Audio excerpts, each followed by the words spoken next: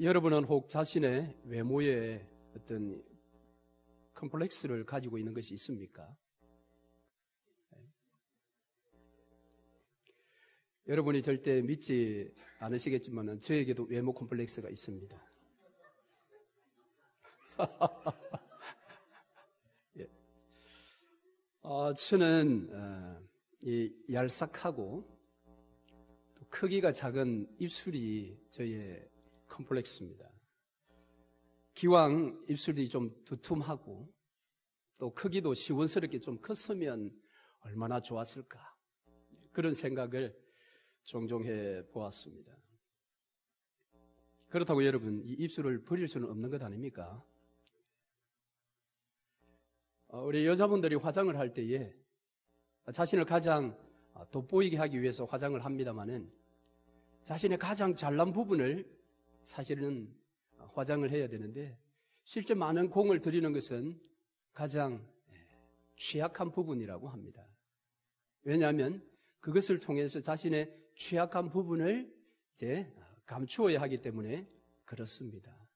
그래서 눈이 작은 사람들은 화장을 할 때 입술을 아주 루즈를 강력한 색깔을 칠한다고 합니다. 그리고 사람들이 볼 때에 자기의 작은 눈을 먼저 쳐다보는 것이 아니라 이 입술을 먼저 보기 때문에 그렇습니다.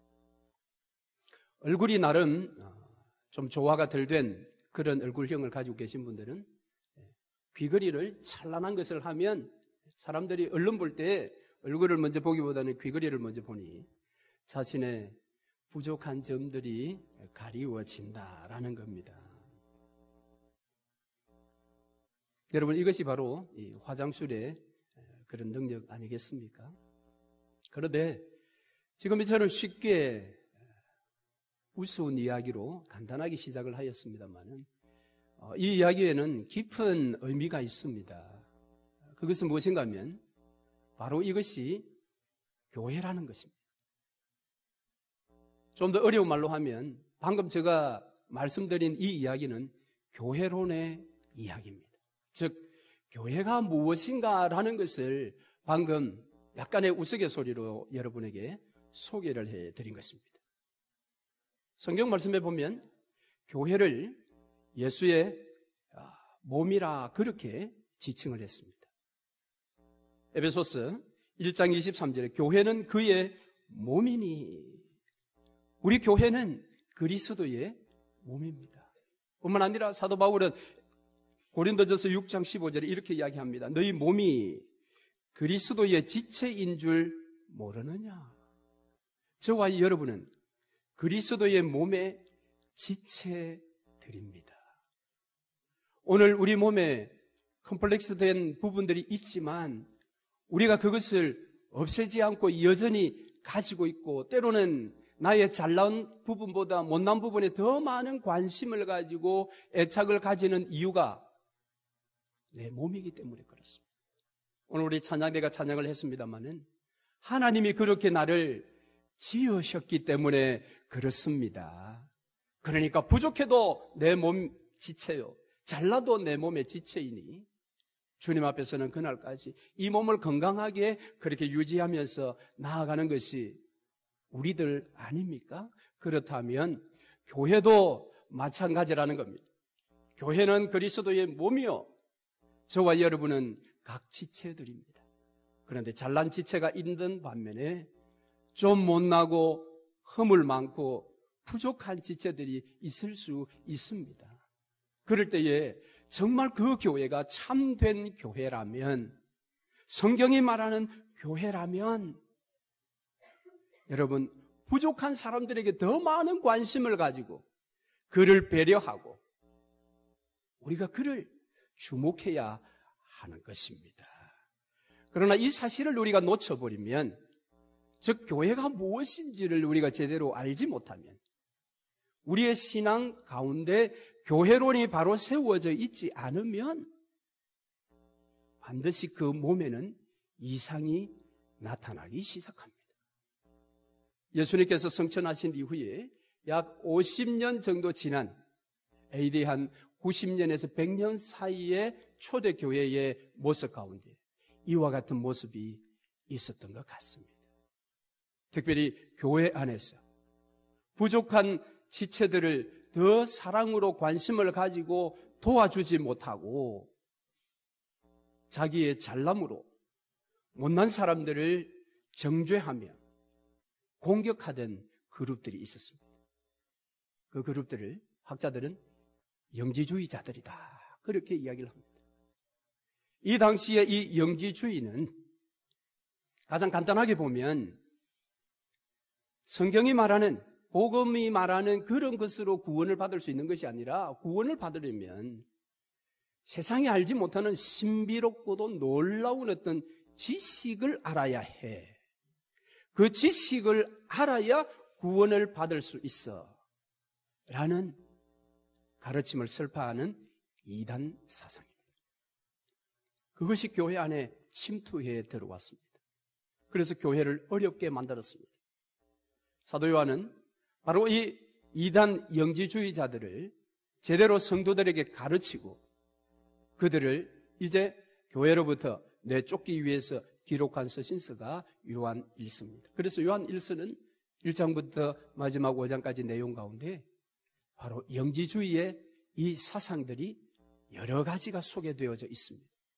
오늘 우리가 읽은 본문의 말씀에 나타난 사상은 바로 이것입니다. 그것은 형제들을 나누는 것입니다. 나는 신비로운 지식을 알고 있어. 넌 모르지.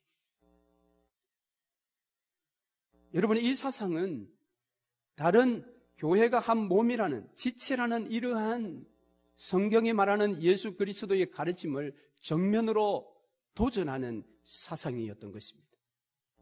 심지어는 성도들을 계급화하다시피 나누는 것입니다. 어떤 사람은 아예 신비로운 지식 근처에도 못 가본 사람들로, 또 어떤 그룹들은 그저 맛만 조금 본 사람들로, 그리고 자기들은 깊은 신비로운 지식을 알게 되었다고 그렇게 형제들을 나누는 것입니다. 그래서 여러분, 오늘날도 이 영지주의 사상이 교회 안에 침투해 들어와 있고, 많은 이단들의 그 핵심 뿌리는 영지주의 사상들이 많습니다. 그래서 여러분 조심하십시오. 누군가가 교회로부터 들어보지 못한 어떤 성경 공부, 어떤 성경에 대한 지식을 가르쳐 주겠다고 하면 일단 의심부터 해야 합니다. 여러분, 이미 성경에는 다 계시되어 있는 복음의 사상입니다. 아무도 지금까지 알지 못했는데 이제서 누군가가 신비로운 어떤 지식을 가르쳐 주겠다, 성경 공부를 통해 깨닫게 해주겠다. 여러분, 그들은 우리가 경계해야 될 무리인 것입니다. 자, 그래서 사도 요한은 이 영지주의자들의 사상을 배격하기 위해서 오늘 사도 요한이 기록한 이 요한일서 1장에는 보면 궁극적인 이 목적이, 이 요한 서신서를 기록한 목적이 무엇인지를 소개를 합니다. 오늘 우리가 읽은 본문의 말씀에도 사실은 먼저 나타나기도 합니다. 2장 1절을 먼저 한번 보실까요? 자, 2장 1절 말씀해 보시면, 나의 자녀들아, 내가 이것을 너희에게 쓰면 너희로 죄를 범치 않게 하려 함이라. 자, 이렇게 요한서 신서를 기록한 목적을 밝히고 있습니다만은, 이 목적은 이미 1장에서 3절과 4절에서 이미 먼저 밝혀주고 있습니다. 특별히 1장 4절 말씀을 여러분 보시면, 우리가 이것을 쓰면 우리의 기쁨이 충만하게 하려 합니다. 자, 3절 말씀에 하나님과의 이 빛 가운데서의 사귐을 통해서만 얻을 수 있는 이 기쁨을 너희로 충만케 하려 합니다 라고 그렇게 소개를 하고 있습니다마는 2장 1절에서는 우리로 하여금 죄를 범치 않도록. 자, 그래서 1장에서 말하는 것은 긍정적인 측면에서의 이 요한서신서를 기록한 목적이라고 한다면 2장 1절에서는 부정적인 측면에서의 목적이라고 이야기할 수 있습니다. 자, 우리가 세상을 살아갈 때에 만나는 죄를 극복하고 이김으로 빛 가운데서 하나님과 여전히 깊은 사귐을 통해서 세상에서 얻을 수 없는 놀라운 이 기쁨을 우리가 풍성하게 누리도록 만들기 위해서 내가 이 요한서신서를 기록했노라. 그렇게 이야기합니다. 여러분, 우리는 빛이신 하나님의 자녀들입니다. 그러므로 우리도 빛 되신 하나님 앞에서 빛 가운데서 생활함으로 하나님과 깊은 사귐을 갖게 되고, 그럴 때에 세상이 줄 수 없고 세상은 알지도 못하는 놀라운 기쁨이 우리에게 더하여 질 것입니다. 그런데 문제는 죄가 이것을 방해한다라는 것입니다. 죄가 우리를 빛 가운데 계속해서 머물지 못하도록 유혹하고 방해한다라는 것입니다. 그래서 2장 1절에서 그 죄를 너희들이 극복하도록 돕기 위해서 내가 이 편지를 썼노라 그랬습니다. 어떻게 여러분 그러면 우리의 죄를 극복할 수 있도록 돕는다고 합니까? 그래서 1절 하반절에 예수 그리스도의 놀라운 이름이 하나 나타납니다. 그것이 무엇입니까? 우리를 도와주시는 대언자입니다. 대언자. 예수의 또 다른 이름은 대언자입니다. 이 대언자의 이름의 뜻은 옆에서 우리를 도와주는 변호인과 같은 사람을 이야기를 합니다. 자, 우리가 우리 옆에 대언자를 모시고 있기 때문에 하나님과의 빛 가운데 나아가는 방해가 되는 이 죄들을 이기며 극복하며 나아가서 깊은 교제를 가짐으로 오늘 저와 여러분이 믿음 안에서 기쁨을 누릴 수 있게 되는 것입니다. 자, 바로 우리의 대언자 되신 예수 그리스도를 이 요한은 2절에서 화목제물이다라는 또 다른 하나의 이름으로 소개하고 있습니다. 저와 여러분이 죄로 말미암아 받아야 할 모든 저주를 대신 십자가에서 당신의 몸을 통하여 다 받으시고 몸을 희생의 제물로 단번에 드리신 예수, 그 예수를 우리에게 소개하고 있습니다. 저와 여러분을 자신의 희생 제물을 통하여 우리를 구원하셨기에 그분은 영원토록 우리의 옆에서 우리의 대언자로 우리가 언제나 빛 가운데에 거할 수 있도록 도와주실 것입니다. 할렐루야. 자, 그러면 우리가 빛 가운데 거하는 것을 방해하는 죄가 무엇인지를 한번 생각해 볼 필요가 있습니다. 여기서 사도 요한이 말하는 죄는 우리가 일반적으로 생각하는 도덕적이고 윤리적인 그런 죄를 말함이 아닙니다. 자, 4절 말씀, 2장 4절 말씀을 한번 보세요. 그를 아노라 하고 그의 계명을 지키지 아니하는 자는 거짓말하는 자요 진리가 그 속에 있지 아니하되. 무엇입니까? 지금 사도 요한이 여기에서 우리를 빛 가운데 나아가지 못하도록 막는 그 죄가 무엇인가? 그것은 바로 하나님을 아노라 하면서도 그 계명을 지키지 않는 것이 죄다라고 이야기를 합니다. 내가 믿는다 하면서, 내가 하나님을 안다고 하면서 그가 우리에게 주신 이 계명을 지키지 않으면 그는 죄 가운데 있는 자요, 거짓말하는 자요 했지요. 거짓의 아비가 누구입니까? 사단 마귀입니다. 우리는 죄의 종이 되는 것입니다. 자, 그러면 하나님이 우리에게 주신 계명이 무엇입니까? 그 계명은 요한일서 3장 23절로 한번 가보십시다. 요한일서 3장 23절 같이 한번 읽겠습니다. 거기에 계명이 소개되어 있습니다. 23절 같이 읽습니다. 그의 계명은 이것이니 곧 그 아들 예수 그리스도의 이름을 믿고 그가 우리에게 주신 계명대로 서로 사랑할 것이니라. 여기에 두 가지를 이야기합니다. 그의 계명이 무엇이뇨? 그것은 예수의 이름을 믿는 것이다 라는 겁니다. 여러분, 예수의 이름을 믿으십니까? 그 내용이 무엇입니까, 그러면? 여러분이 예수의 이름을 믿는다고 하는데 그 믿는 내용이 무엇입니까? 그것이 마태복음에 정확하게 설명되어 있습니다. 예수의 이름의 뜻이 무엇이라고 했습니까? 저가 자기 백성을 저희 죄에서 구원할 자다. 그것이 예수 이름의 뜻입니다. 그러니까 이 말을 믿으라는 것입니다.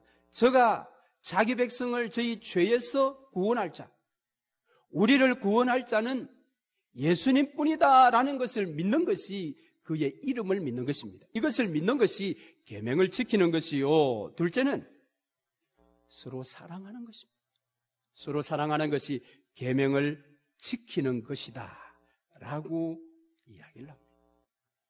이것이 사도 요한이 이야기하는 계명입니다. 자, 이 계명에 대해서 예수님은 심지어 요한복음 13장 34절에 이렇게 이야기했습니다. 새 계명을 너희에게 주노니 서로 사랑하라. 내가 너희를 사랑한 것 같이 너희도 서로 사랑하라. 요한이 지금 이야기하는 이 두 가지 계명 중에 서로 사랑하라 이것을 예수님은 새 계명이다 그랬습니다. 여러분, 예수님은 이 땅에 율법을 완성케 하시러 오셨다고 하셨습니다. 구약에 나타나는 모든 율법을 완성하신 분이 예수님이시니 그 예수님이 새 계명이라는 것은 옛 계명을 완전케 한 계명이라는 뜻입니다. 그런데 그것이 무엇이라고요? 그 내용이 서로 사랑하라. 그래서 오늘 우리가 읽은 본문 8절 말씀에서도 사도 요한은 서로 사랑하라 이것이 옛 계명이면서도 새 계명인데 이유가 뭐냐? 거기에서 소개하는 바가 무엇입니까? 바로 이 새 계명은 그리스도와 성도 모두에게 불변한 진리이니까. 그리고 옛 계명 시대 때는 그 계명을 지키지 못해서 모든 인생들이 어두움 가운데 있었지만 예수께서 이 땅에 오셔서 십자가를 통하여 우리를 구원하여 주심으로 이제 우리를 빛 가운데로 불러내셨으니 바로 이 계명이 새 계명이 맞다라고 사도 요한이 8절에서 이야기를 합니다. 그래서 사실 옛 계명, 새 계명 이렇게 구분이 됩니다만은 요한은 또한 7절에서 이미 이전에 너희들이 다 들은 계명이다. 들은 계명. 서로 사랑하라는 것입니다. 바리새인들이 예수님께 물었습니다. 선생님, 율법 중에 가장 핵심이 무엇입니까? 가장 중요한 핵심이 무엇입니까? 그때 예수님께서 마태복음 22장 37절 이하의 말씀에서 놀라운 두 가지 계명을 말씀하셨죠. 내 마음을 다하고 목숨을 다하고 뜻을 다하여 주 너의 하나님을 사랑하라 하셨으니 이것이 첫째 계명이요. 둘째는 이와 같으니 내 이웃을 내 몸과 같이 사랑하라. 이것이 온 율법과 선지자의 대강령이니라. 온 율법은 오세오경, 선지자의 대강령은 시가서와 예언서 전체가 다 포함되어 있는, 즉 구약의 전체 사상의 율법의 핵심이 두 가지인데 하나는 하나님 사랑이요 하나는 이웃 사랑이니라. 이것이 율법의 가장 중심이 되는 핵심이라고 이야기를 했습니다. 그런데 우리가 이 계명을 어기게 되면 어떻게 됩니까? 야고보는 그의 책 야고보서 2장 10절에 이렇게 이야기합니다. 누구든지 온 율법을 지키다가 그 하나에 그치면 모두 범한 자가 되느니라. 참 무서운 말입니다. 우리가 99가지의 율법을 다 지키다가 하나를 딱 어기면 우리는 100가지의 율법을 다 범한 자가 된다고 했습니다. 여기에 우리 인생의 딜레마가 있습니다. 어찌 우리가 법을 다 지킬 수 있습니까? 그러므로 요한이 우리에게 너희 곁에 대언자가 있으니 그가 너희를 위하여 하나님 앞에 용서의 대언의 기도를 늘 드릴 것이다. 그러므로 너희가 혹 이 죄 가운데 혹 넘어진다 할지라도 낙심하거나 두려워하지 말고 염려하지 말고 대언자 예수 그리스도를 다시 붙잡고 그 죄를 이기며 극복하라고 말씀하는 것입니다. 바로 이 계명이 무엇이라고요? 서로 사랑하라. 자, 이 서로 사랑이 여러분 얼마나 중요한지 로마서 13장으로 한번 가봅시다. 로마서 13장 8절. 로마서 13장 8절에 가면 이 서로 사랑이 얼마나 중요한 것인지 우리에게 소개를 합니다. 로마서 13장 8절부터 10절까지 찾으셨으면 같이 한번 읽겠습니다. 피차 사랑의 빛 외에는 아무에게든지 아무 빚도 지지 말라. 남을 사랑하는 자는 율법을 다 이루었느니라.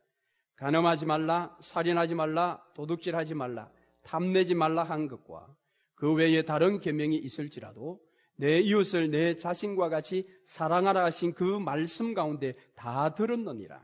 사랑은 이웃에게 악을 행하지 아니하나니 그러므로 사랑은 율법의 완성이니라. 할렐루야.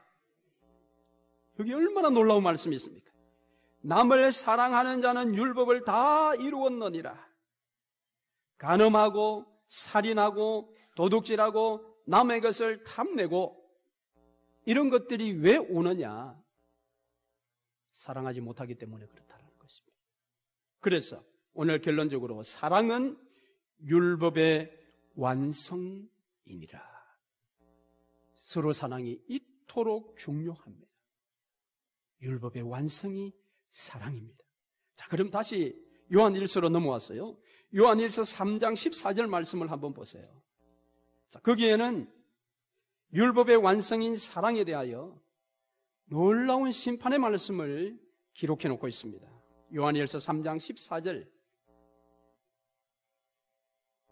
14절에서 16절까지 같이 한번 읽겠습니다. 우리는 형제를 사랑함으로 사망에서 옮겨 생명으로 들어간 줄을 알거니와 사랑하지 아니하는 자는 사망에 머물러 있느니라. 그 형제를 미워하는 자마다 살인하는 자니 살인하는 자마다 영생이 그 속에 거하지 아니하는 것을 너희가 아는 바라. 그가 우리를 위하여 목숨을 버리셨으니 우리가 이로써 사랑을 알고 우리도 형제를 위하여 목숨을 버리는 것이 마땅하니라. 아멘. 사랑하지 아니하면 사망이 거하는 것이에요. 여러분, 죄의 삭시 사망이라고 했습니다. 결국 사랑하지 않는 것은 죄라고 이야기를 합니다. 큰 죄요. 형제를 미워하는 것은 살인자가 된다. 그렇기 때문에 오늘 이 말씀을 통해서 우리가 종합적으로 얻을 수 있는 결론은 신앙생활이 무엇인지를 우리는 답을 얻을 수 있는 것입니다. 즉 신앙생활의 핵심이 무엇인지를 여기에서 찾을 수가 있는 것입니다. 그것이 무엇입니까? 신앙생활의 핵심을 한 단어로 이야기하면 무엇입니까? 그것은 사랑입니다. 사랑. 서로 사랑하는 것. 그러나 안타깝게도 한국 교회사를 우리가 이렇게 살펴보면 신앙생활, 교회생활의 핵심이 변화되어져 가는 것을 볼 수가 있습니다.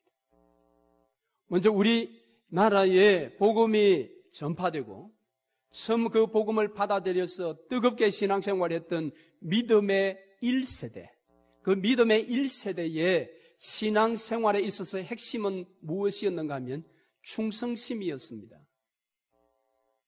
교회를 위해서 충성하는 것, 주님을 위해서 충성하는 것이 그들 신앙생활의 가장 큰 핵심이었습니다. 그래서 우리의 믿음의 1세대들이 이제 목회자, 목사가 되기 위해서 그때 결단했던 내용이 무엇인가 하면 내가 주를 위해서 죽겠다. 주의 몸된 교회를 위해서 내 생명을 던지겠다고 하는 그런 사람들이 목사가 되었습니다. 그런데 세월이 지나면서 믿음의 2세대들이 그 신앙생활의 바톤을 받았는데 신앙의 핵심이 그때는 바뀌게 됩니다.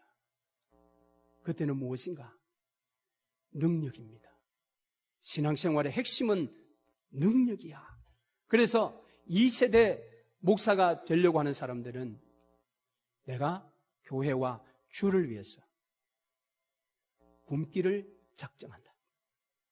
하루 한 끼만을 내가 먹는다 할지라도 내가 목사의 길을 가겠다고 하는 사람들이 결단하고 그들이 목사가 되었습니다. 그래서 저희들은 믿음의 2세대를 목사 선배들에게 많이 들었던 바가 우리는 신학교 다닐 때에 보리밥, 그것이 맛이 변한 것들을 찬물에 씻어서 그것도 하루에 아침에 한 끼만을 먹고 신학을 공부하고 교회를 섬겨노라. 그런 이야기를 종종 들었습니다. 여러분, 신앙의 핵심이 바뀌지 않습니까? 1세대 때는 생명을 걸고 그것이 신앙의 전부라고 생각하고 신앙생활을 했는데 2세대 때는 굶는 것, 그건 내가 각오하겠다. 믿음의 2세대 선배 목사님들이 이제 대부분 다 은퇴를 하셨습니다. 이제는 믿음의 3세대라고 볼 수 있는 우리의 세대입니다.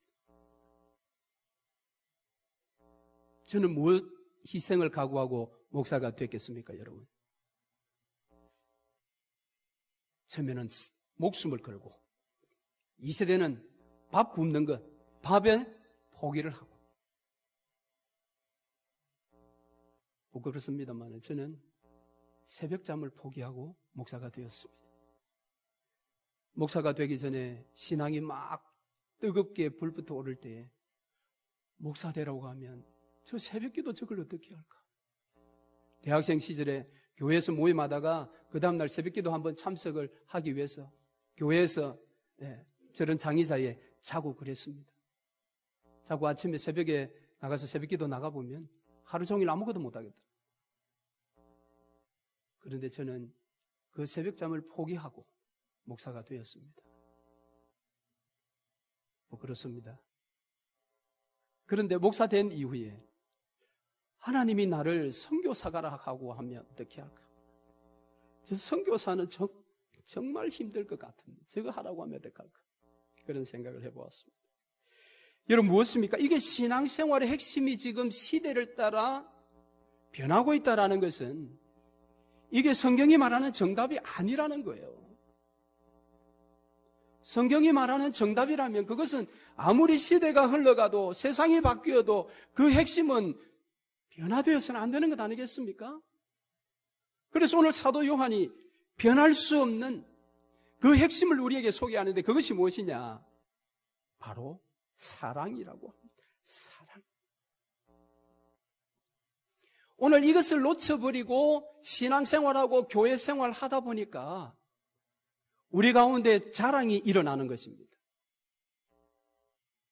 나는 교회 건축을 할 때 내 집을 팔아서 넣었어. 너 그거 했어? 이제 충성심에 이제 자랑이 되는 것입니다. 능력. 너 성경 한번 읽어봤어?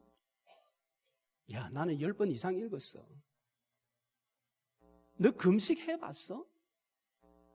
난 일주일도 금식해봤어.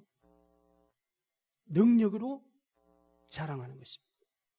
그런데 이 자랑이 일어나면 반드시 정죄가 따라옵니다. 헌금도 제대로 안 하는 것이, 기도에도 참석 안 하는 것이, 성경도 읽지 안 하는 것이, 교회 올 때 성경책도 안 들고 나오면서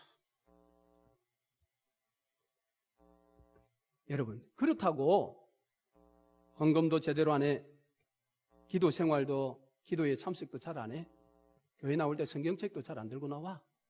그런 사람들이 신앙이 다 좋은 것은 여러분 아닙니다. 물론 반대도 마찬가지죠. 성경 퀴즈 1등 한다고 해서 성경을 제대로 안다고 말할 수도 없습니다. 그러나 성경 퀴즈 때 한 번도 저요라고 못 해보면서 신앙 좋다고 이야기하면 안 되는 것입니다. 문제는 신앙의 핵심을 놓쳐버리면 거기에 자랑이 끼어들게 되고 거기에 정죄가 일어나며 교회가 나뉘어지는 것입니다. 그러나 성경이 우리에게 말하는 바는 신앙의 핵심은 바로 사랑이다. 사랑. 여기에는 아주 중요한 하나님의 그 교리의 사상이 들어 있습니다. 그 무엇인가 하면 우리 자신이 누구인가라는 것과 교회가 무엇인가라는 것을 여기에서 말하고 있습니다. 이 사랑이라는 것이요. 여러분, 고린도전서 13장은 무슨 장이라고 이야기합니까? 사랑장이라고 하죠. 거기에 맨 마지막 절 결론은 무엇입니까?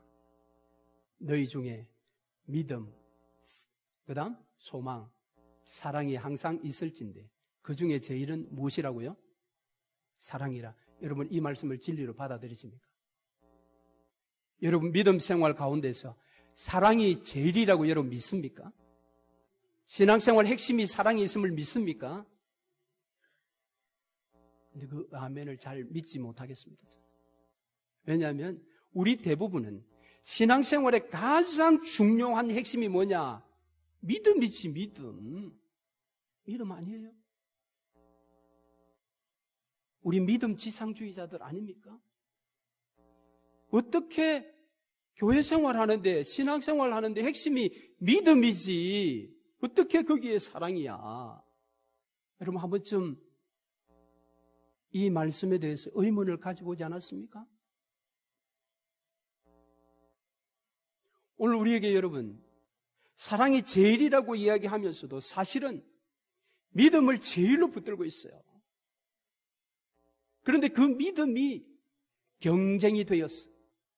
그것이 충성심에 어떤 능력의 차이가 나타난다는 걸로 우리가 보기 때문에 믿음으로 자랑하고 믿음으로 정죄하는 것입니다. 그러다 보니까 세상에 사랑이 없듯 교회 공동체 안에도 사랑이 희귀한 것입니다. 그런데 어찌 우리가 이 말씀을 그대로 아멘으로 받아들일 수 있습니까? 믿음, 소망, 사랑. 그 가운데 제일이 사랑이라.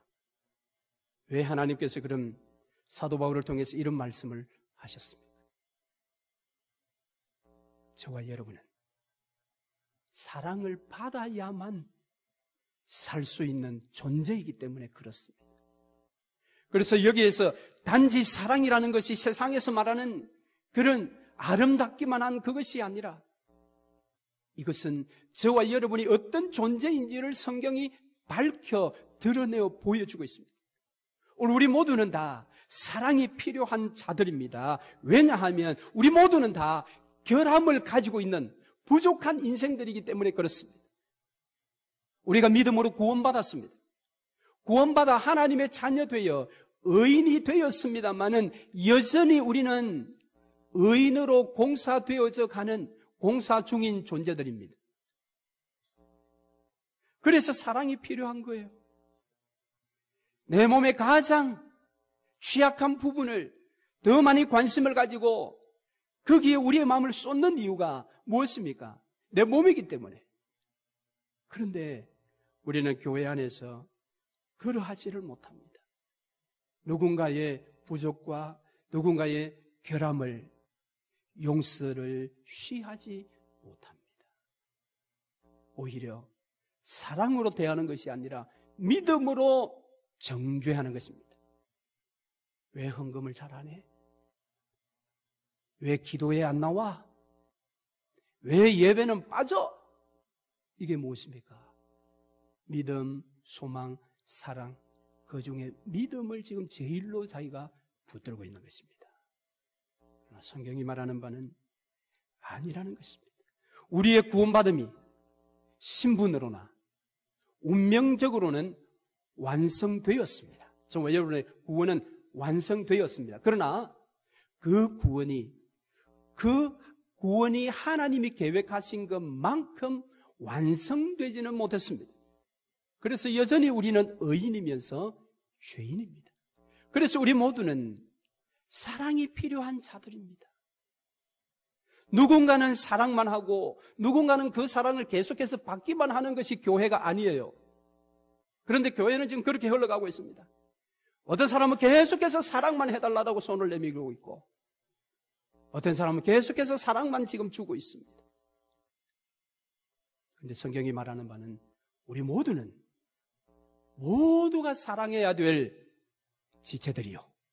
모두가 사랑을 받아야 할 지체들입니다. 그러므로 여러분, 오늘 우리는 무엇보다도 사랑에 있어서 서로 간에 선한 경쟁이 있으면 좋겠습니다. 오늘 내가 저 성도님보다 더 사랑하지 못해서 좀 애가 탔으면 좋겠습니다.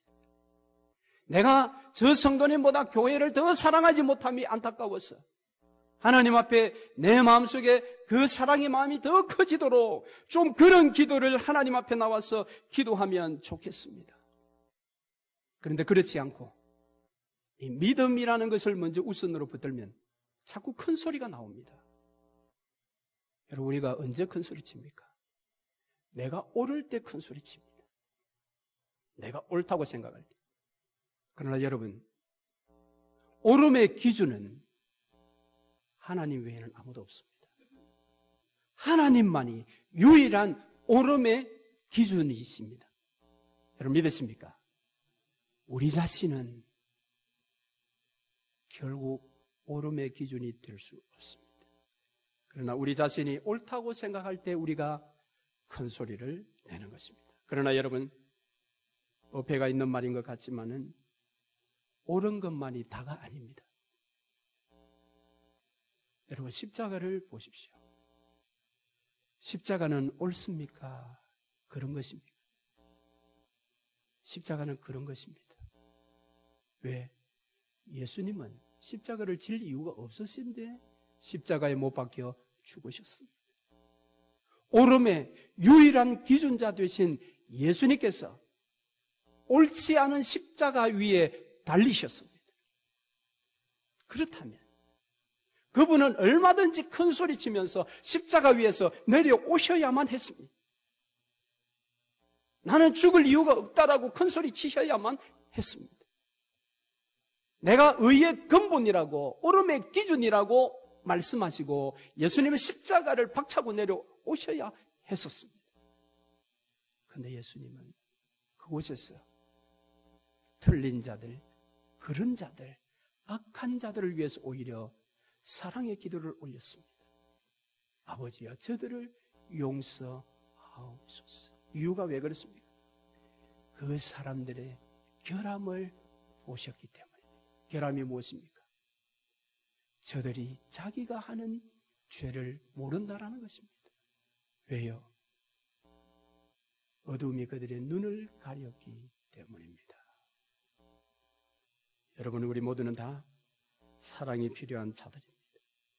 그래서 신앙의 최고의 핵심과 기준과 신앙생활의 내용은 서로 사랑하는 것이어야 합니다.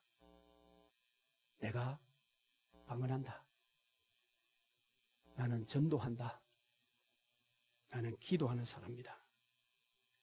그것이 우리 신앙의 어떤 기준이 아니라 내가 예수님처럼 교회를 사랑하고 피 흘려 값주고 사신 형제 자매를 내가 사랑합니다. 그래서 오늘 교회 안에 정말 필요한 사람은 능력자가 아니라 사랑의 원자탄이 필요합니다. 사랑의 원자탄. 여러분, 우리 한국에 사랑의 원자탄이라는 별명을 가진 목사님 계셨죠. 바로 손양원 목사님입니다. 손양원 목사님 기념관을 최근에 세웠다고 하는데요. 인터넷 이 기사를 보니까 그 기념관 정면에 글귀를 하나 써붙였어요. 그 글귀가 무엇인가 하면 내가 죽도록 충성하라. 근데 저는 그 글귀를 보면서 왜 하필 저 글귀를 썼을까? 여러분, 죽도록 충성하라 이러면 우리가 얼른 떠오르는 것이 무엇입니까? 충성심입니다. 남들보다 더 많이 충성하는 것, 이걸 자꾸 생각을 하는 것이 우리 한국 교회의 그런 풍습인데, 사랑의 원자탄 목사님을 왜 네가 죽도록 충성하라 이렇게 했을까? 의도가 있겠습니다만 저는 차라리 이 충성이라는 글 대신 네가 죽도록 사랑하라 라고 했으면 얼마나 좋았을까, 그런 아쉬운 마음을 가져보았습니다. 이 손양원 목사님의 생전의 흔적이 남아있는 이 애향원 교회의 앞들에 목사님의 순교비가 있는데 거기에 이런 글귀가 있다고 합니다. 기도로 호흡을 삼고 성경으로 양식을 삼고 복음 전도로 생활을 삼는 그런 믿음을 가지고 살았고, 원수에게도 사랑의 사도로 고난을 받는 개인과 민족에게는 소망을 주는 삶을 살았던 자였다. 여러분, 이 글귀가 얼마나 좋습니까? 오늘 냉랭해진 우리의 가슴들, 사랑해야 하는데 사랑하지 못하는 우리의 차가운 이 심령을 데워줄 수 있는 그런 글귀가 아닙니까? 여러분, 기도로 호흡을 삼고 성경으로 양식을 삼고 복음 전도로 생활을 삼는 그런 믿음을 가지고 살았고 원수에게도 사랑의 사도로, 이 사랑의 사도가 되었기에 그 앞에 것들이 다 가능한 것입니다. 사랑하는 우리 성도 여러분, 오늘 우리는 주를 닮아야 하는 자들입니다. 그런데 때로는 죄가 우리를 가로막습니다. 그 죄가 뭐라고요? 사랑하지 못하게 하는 겁니다. 여러분, 누군가를 짝사랑한다면 사랑하는 이유가 엄청 많습니다. 누군가를 사랑하지 않겠다고 결심하면 사랑하지 못할 이유가 엄청 많이 생깁니다. 여러분, 그것이 죄입니다. 수많은 이유가 있다 할지라도 사랑하지 못함이 죄입니다, 여러분. 오늘 이것을 잊지 마시기를 바랍니다. 그래서 때로 우리가 사랑하지 못하고 어두운 가운데 있을 때에 대언자이신 예수님이 우리를 위하여 기도하신다라는 사실을 여러분 기억하시기 바랍니다. 그래서 히브리서 7장 22절 이하의 말씀에 이런 말씀이 있습니다. 이와 같이 예수는 더 좋은 언약의 보증이 되셨느니라. 저희 제사장 된 자의 수요가 많은 것은 죽음을 인하여 항상 잊지 못함이로되 예수는 영원히 계심으로 그 제사 직분도 갈리지 아니하나니 그러므로 자기를 힘입어 하나님께 나아가는 자들을 온전히 구원하실 수 있으니 이는 그가 항상 살아 계셨어 저희를 위하여 강구하심이니라. 할렐루야. 그 하나님이 살아 계셨어.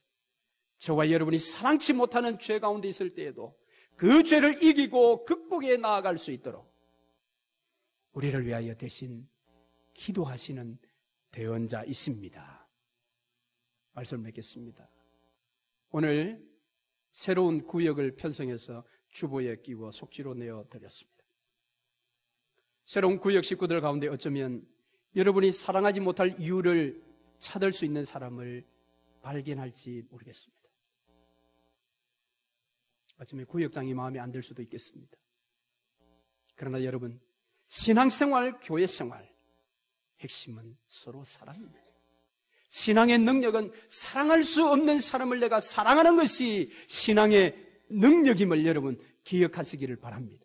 오늘 이 말씀을 따라 새롭게 편성된 구역 식구들과 서로 사랑하기를 힘쓰고 사랑할 수 없는 그때에 이를 악물고서라도 나를 위해 기도하시는 대언자 예수 그리스도를 힘입어서 그를 사랑하시면 몇 개월이 지나지 않아서 여러분 자신이 스스로 놀랄 것입니다. 내가 이런 사랑의 사람이 되었다니, 내 믿음의 능력이 사랑이었다니, 그런 감정이 속이 들리시기를 주의 이름으로 축원합니다. 아멘.